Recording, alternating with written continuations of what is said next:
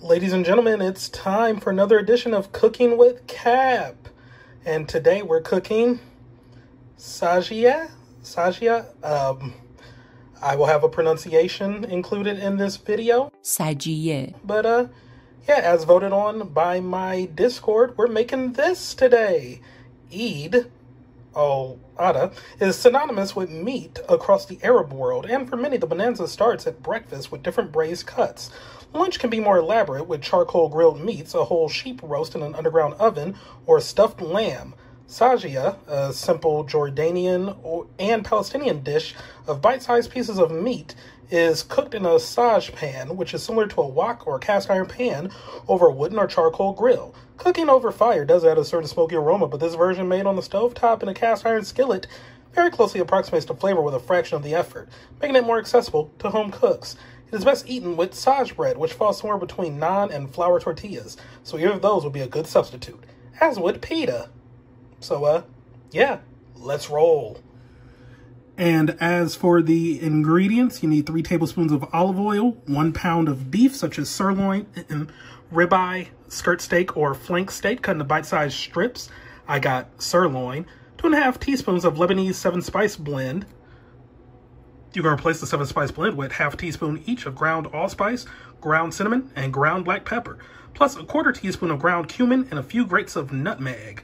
I will be doing that. Here we go.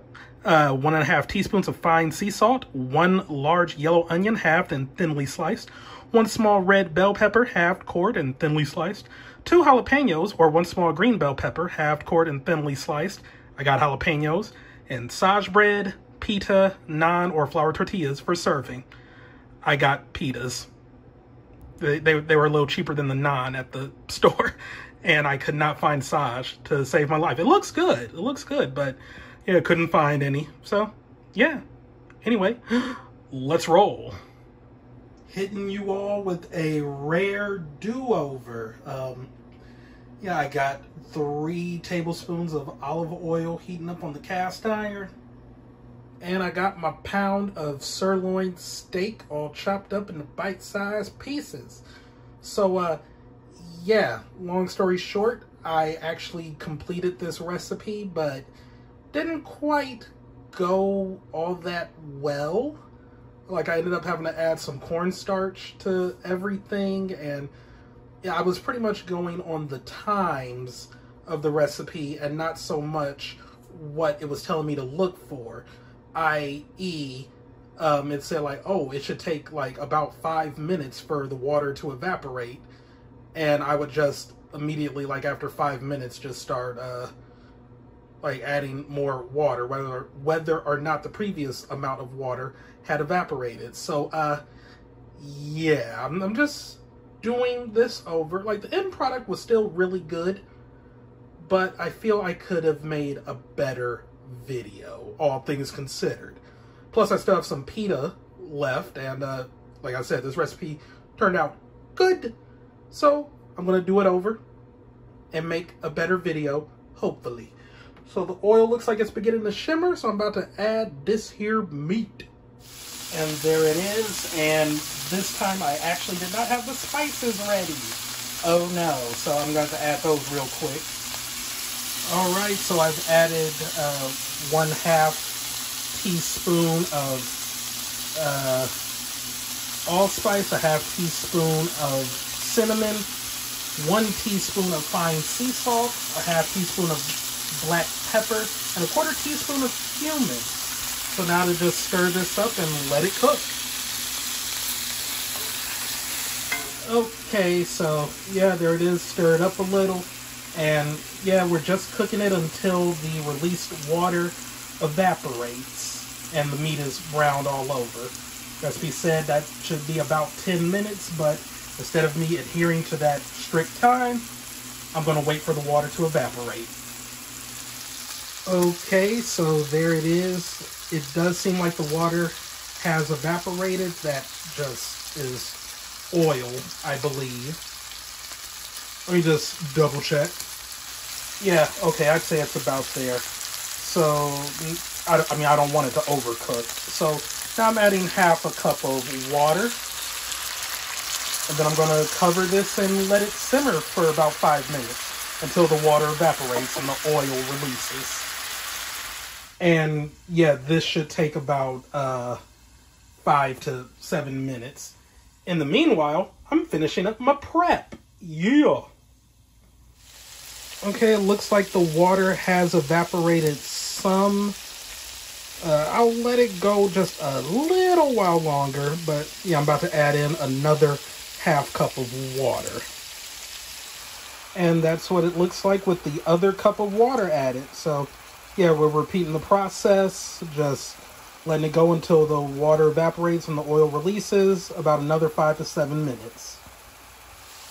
Okay, yeah, that's looking about it. So now to add the veggies.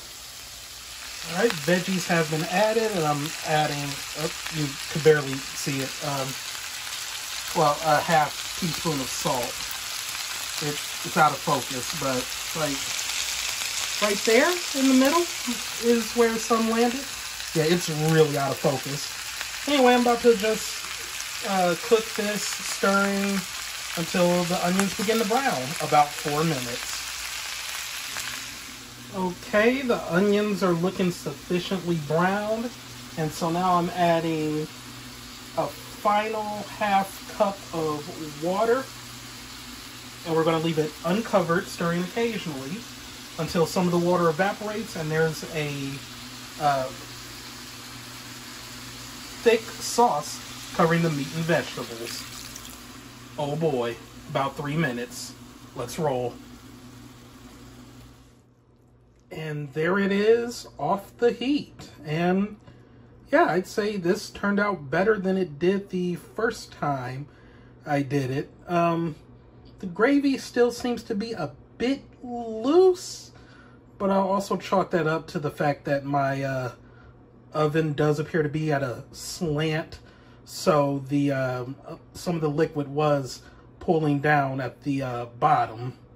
But yeah, otherwise it still looks really good. It smells amazing, and yeah, I'd say this attempt went better. So I'm going to let it cool for a bit, and as it's cooling, it'll probably thicken up a tad. And then it'll be time for the taste test. And I mean, if it's anything like the previous taste test, it's still going to be good. And there it is with my incredibly large pita bread, and yeah, it's still really good. The sauce is amazing. Like I was, well, I'm probably not going to have my original taste test included in this, so yeah, like there's a kick to it. It's a little spicy, but it's not overbearing. It's not like making me want to weep. It's a nice spice to it. And the meat is super tender. Like, my God. The onions taste great. The peppers are really good. Like, yeah, this is... I can get down with this. I can make this multiple times. This is really good. Really good. Thumbs up from me. 10 out of 10. Would recommend. Would try again. I mean, technically I am trying it again. Like, this is my second time cooking it. But yeah, genuinely really good recipe. And I need to find Saj bread one day. Like, I was looking, could not find it anywhere to save my life. So I might have to go to like maybe a Whole Foods, or maybe there's an Indian market somewhere, because there are a bunch of Indian restaurants down here. Oh, but no, because Saj is like Lebanese. So, though now that I really think about it, I do now stay near a suburb where there is a big, like, just Middle Eastern population. I could check the stores there to see if they have Saj bread. It might be worth looking into, but yeah, I would like to try this with the Saj bread one day. Like, that would be really good. So, yeah, like I said, thumbs up from me. Probably my favorite recipe so far from the New York Times calendars, and there's been some good hits in there, but yeah, this is definitely up there. I'm about to devour the rest of this, so yeah, thank you all for tuning in, and I will see you later. Goodbye.